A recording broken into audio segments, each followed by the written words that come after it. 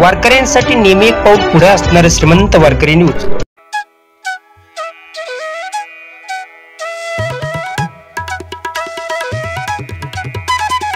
वारकरी न्यूजमध्ये आपल्या सर्वांचं मनपूर्वक स्वागत आहे।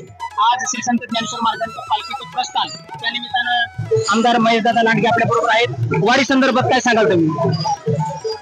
ही या महाराष्ट्राची या अखंड हिंदुस्थानची परंपरा आहे आणि या परंपरेमध्ये अनादी कालापासून आजपर्यंत ही परंपरा चालू आहे आणि या परंपरेचा पुढे नेण्यासाठी अनेक वारकरी भागवत कथा घेऊन भागवत धर्माची पताका घेऊन आज पंढरीकडे पांडुरंगाकडे निघालेले आहेत। आम्हाला सगळ्यांना ही परंपरा पुढे ठेवण्यासाठी प्रेरणा जगत होती आणि हीच परंपरा ही खरं वैभव आहे महाराष्ट्राचं, आपल्या भारताचं, हिंदुस्थानचं वैभव आहे। त्यामुळे आम्हाला हे सगळा सोहळा पाहून फार आनंद होतो आणि अभिमान वाटतो या आपल्या संस्कृतीचा, परंपरेचा, धर्माचा अभिमान।